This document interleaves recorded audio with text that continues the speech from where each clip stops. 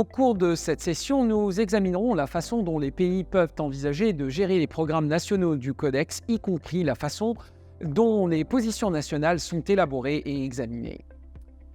Les membres actifs du Codex doivent établir des processus nationaux pour gérer le développement de positions nationales sur les questions du Codex qui leur sont pertinentes en fonction de leurs priorités et de soumettre ces positions le cas échéant sous forme de commentaires écrits. De nombreux pays ont une politique nationale qui vise à coordonner le développement et l'approbation de la position nationale. On compte 5 étapes fondamentales dont l'élaboration d'une position nationale. Tout d'abord, faire circuler les documents de travail. Ensuite, solliciter les commentaires des intervenants. Troisièmement, rédiger une position. Quatrièmement, obtenir l'approbation nationale de la position. Et enfin, et le cas échéant, soumettre les commentaires écrits au secrétariat du Codex. La première étape du processus consiste à diffuser les documents. Le point de contact Codex est le point central de toute la documentation du Codex sur laquelle sera fondé le développement de la position nationale. Le point de contact Codex peut procéder de la manière suivante. D'abord, le point de contact reçoit le document de travail de la part du secrétariat du Codex à Rome et détermine si des commentaires écrits vont être demandés. Le point de contact va ensuite distribuer les documents de travail pour examen et commentaires et renvoie les commentaires reçus à la personne qui va être responsable de la rédaction de la position du pays. Si des commentaires écrits sont demandés, le point de contact Codex détermine qui doit participer au développement de cette position nationale, mais également le délai à établir pour que le pays respecte la date limite de soumission des commentaires. En d'autres termes, le délai que le point de contact Codex fixera pour la préparation de la position nationale ne sera pas le même que celui figurant dans les documents de travail. La date fixée par le point de contact est habituellement de 1 à 2 semaines avant la date limite indiquée dans les documents de travail, afin de laisser suffisamment de temps pour toute la mise en forme, la vérification orthographique et aussi l'approbation par la structure de gouvernance nationale du Codex, qui est en général le Comité national du Codex. La deuxième étape consiste à solliciter les commentaires des intervenants. La consultation est une activité centrale du point de contact Codex. Afin de faciliter la consultation et d'éviter de submerger les parties prenantes avec des documents indésirables, il incombe au point de contact Codex de déterminer quel groupe serait intéressé par quels enjeux et de déterminer le mécanisme de consultation le plus approprié. Alors passons en revue un exemple. Un pays, par exemple, peut participer activement aux travaux du Comité Codex sur les fruits et légumes frais, le CCFFV, et du Comité Codex sur les graisses et huiles, le CCFO. Les questions examinées par ces deux comités sont très différentes.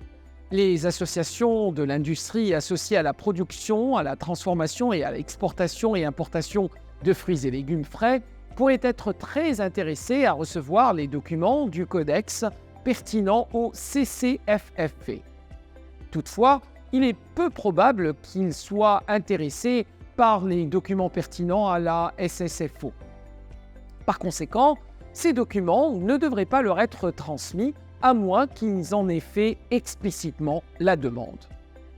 Par contre, et s'il y avait une question qui était discutée par le comité de coordination FAO-OMS, donc le comité régional, les industries des fruits et légumes frais et les industries de production d'huile végétale pourraient être toutes deux intéressées par l'ensemble de la documentation émanant de ce comité. Les pays sont libres de choisir leur propre mécanisme de coordination nationale. Pour faciliter le processus de consultation et alléger une partie de la charge du travail du point de contact Codex, de nombreux pays ont créé un comité national du Codex, ou une structure équivalente. Dans certains pays, ce comité national comprend des groupes d'intervenants et pourrait donc servir à organiser les consultations sur les textes du Codex. Dans d'autres, où le comité national est exclusivement composé de représentants du gouvernement, les consultations avec les intervenants seraient une extension du comité national du Codex avec l'invitation des groupes d'intervenants concernés, principalement des associations industrielles, mais aussi des groupes de professionnels de la santé et des organisations de défense du consommateur. Les associations industrielles ont tendance à participer de façon très active à l'élaboration des normes internationales, surtout si le pays est un important importateur ou exportateur de produits alimentaires et agroalimentaires. Les groupes de l'industrie qui participeront aux consultations devraient comprendre non seulement des groupes de fabricants ou de transformateurs ou de producteurs, mais également des organisations d'importateurs et d'exportateurs. Alors pourquoi devrait-on élaborer une ébauche de la position ? La préparation d'une position nationale est un effort de collaboration. La première étape consiste à préparer une première ébauche. Les positions nationales sont préparées à deux fins principales. Le premier objectif est de permettre à la délégation du pays de présenter la position de son pays lors de la réunion du Codex en question. Le deuxième objectif, c'est de constituer la base des commentaires écrits qui seront fournis au secrétariat du Codex ou au secrétariat du pays hôte en réponse à une lettre circulaire demandant des commentaires écrits. Habituellement, les commentaires écrits soumis au Codex sont en réponse à une lettre circulaire spécifique qui met en évidence une norme ou des points de discussion en cours. Alors, qui doit préparer la position nationale ? En général, il s'agit d'une personne avec une expertise technique sur la question à l'étude et qui doit être chargée de préparer le premier projet de la position. Cette personne est en général chargée de devenir le chef de délégation du pays à la session du Codex en question. Dans la préparation de la position nationale, les commentaires reçus à la suite du processus de consultation, qui peuvent être coordonnés soit par le point de contact Codex ou par le comité national de Codex ou par n'importe quel mécanisme consultatif choisi, donc tous ces commentaires doivent être pris en considération. Cependant, la décision finale quant au contenu d'une position nationale appartient au gouvernement. Il appartiendrait donc au gouvernement national de déterminer dans quelle mesure les commentaires reçus seront reflétés dans une position nationale. Alors comment prépare-t-on une position nationale ? Alors voici quelques critères généraux dont il faut tenir compte pour élaborer la position nationale d'un pays sur un point à l'ordre du jour d'un comité Codex. La rédaction de la position ne doit pas se faire de façon isolée. Elle doit se faire en consultation avec l'ensemble des parties prenantes et intéressées. Il faut essayer de comprendre l'historique d'un point à l'ordre du jour afin de pouvoir élaborer la position dans ce contexte. En général, le comité ne réexaminera pas les commentaires ou les interventions sur des questions dont il a été déjà discuté et sur lesquelles une position ou une décision a été prise. C'est pourquoi il est très important de comprendre l'historique de l'élément à l'ordre du jour.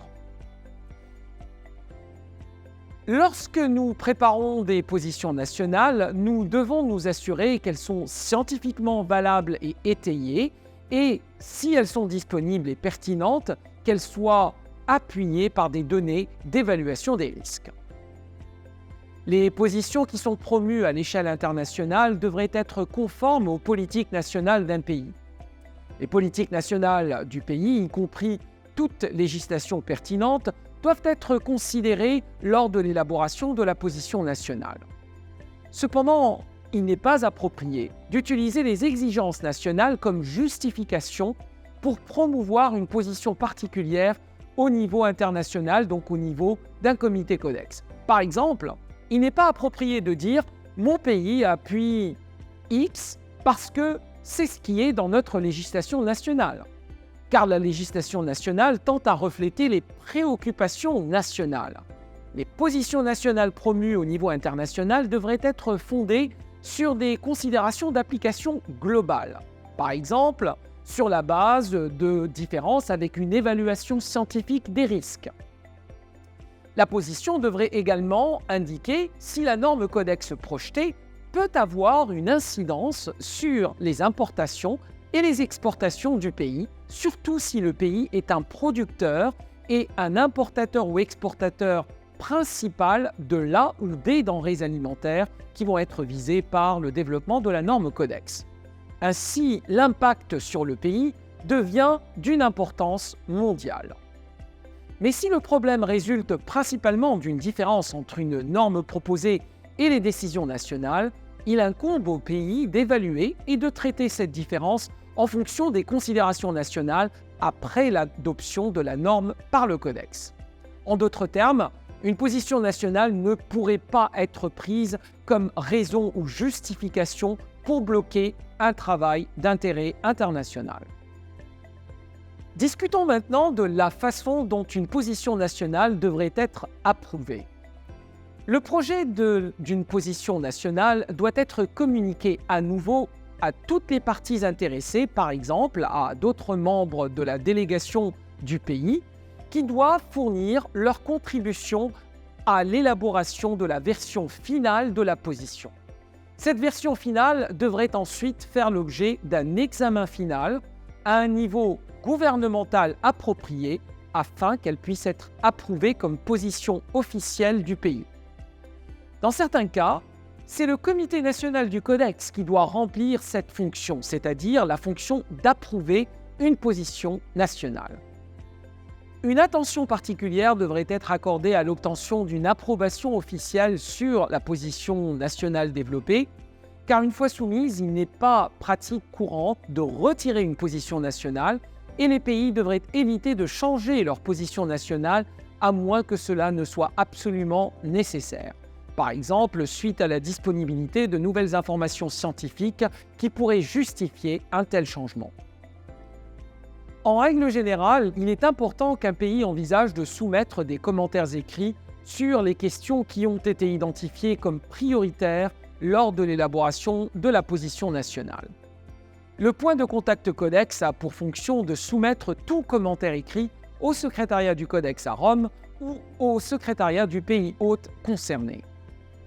Seuls les commentaires soumis par l'intermédiaire du point de contact du Codex national seront acceptés par le secrétariat du Codex en tant que commentaires officiels du pays. Alors passons en revue les avantages de soumettre des commentaires écrits. Avoir des commentaires écrits aide à cerner les enjeux prioritaires pour le pays. Cela facilite et améliore la préparation adéquate au niveau national avant une réunion du Codex en veillant à ce que toute l'expertise nationale disponible ait été incluse. Si un pays ne peut pas assister à une réunion en raison de ressources limitées ou pour d'autres raisons, ce processus, c'est-à-dire soumettre des commentaires écrits, permet de faire connaître les positions nationales par d'autres pays. Et lors de la réunion, il est possible que ces pays se réfèrent aux commentaires écrits et les appuient. Si des commentaires n'ont pas été soumis, cela ne sera pas possible. Le secrétariat du Codex fait circuler les commentaires écrits avant la réunion afin que la position nationale soit communiquée à d'autres pays ou à d'autres délégations, d'où l'intérêt encore de soumettre ces commentaires écrits. Cela donc donne l'occasion à d'autres pays de revoir leur position et peut aussi faciliter à la formation d'alliances, voire même au développement du consensus. Alors bien qu'il n'y ait pas de format officiel pour la préparation des positions nationales ou pour les commentaires écrits soumis, il y a quelques éléments de base qui doivent être incorporés. D'abord, le nom du comité, le nom de la séance du comité, l'identification du point de l'ordre du jour et le numéro des documents de référence pertinents. Les renseignements de base permettant au lecteur de mettre en contexte la position proposée, un énoncé de la position nationale et enfin une justification de cette position nationale. Un pays devrait avoir une position nationale sur tout ou presque tous les points à discuter par un comité du Codex ou sur une question qui a été soulevée par l'intermédiaire d'une lettre circulaire. Mais le pays doit généralement soumettre des commentaires écrits sur un nombre restreint de points, uniquement, généralement, lorsque cela est nécessaire et si des commentaires écrits ont été sollicités. Alors voici quelques autres conseils utiles que l'on pourrait considérer. Lorsque nous envoyons des commentaires écrits au secrétariat du Codex, particulièrement lorsqu'il s'agit de commenter un projet de texte Codex, nous devons tenir compte d'un certain nombre de considérations. Par exemple, il n'est pas nécessaire de reproduire de longs textes lorsqu'aucun changement n'est proposé. Lorsque des modifications sont apportées au texte, on essaye d'utiliser un message cohérent, par exemple de souligner le nouveau texte ou de supprimer le texte que l'on propose supprimer. On doit indiquer également clairement dans l'objet du courriel le contenu du message. Il est important de faire la distinction entre les positions nationales qui sont destinées à être utilisées par le délégué principal ou le chef de délégation qui va assister à une session du comité et qui ne sont pas destinées à être partagées, des commentaires écrits destinés à être soumis au secrétariat du Codex pour examen par un comité. Le format et la façon dont ces positions sont préparées peuvent suivre une approche totalement différente. Cela pourra être discuté dans le cadre d'une section pratique et interactive de ce cours. Un autre dernier rappel, les pays sont fortement encouragés à envoyer les commentaires écrits par l'intermédiaire du point de contact national. Il est utile d'avoir une liste de vérification pour la préparation et la promotion des positions nationales aux sessions du Codex. La liste de vérification fournit des orientations pour faciliter l'utilisation d'une approche structurée par le pays dans le cadre de la préparation et de la promotion des positions nationales. Alors, parlons maintenant de l'importance d'élaborer une stratégie nationale du Codex. Les activités nationales du Codex peuvent être nombreuses et de nature très large. Elles peuvent varier entre assurer la représentation effective du pays aux réunions du Codex, assurer une consultation et une communication nationale efficace et préparer les positions nationales et les commentaires écrits. Une approche qui a été suivie par un certain nombre de pays membres du Codex consiste à élaborer une stratégie nationale du Codex.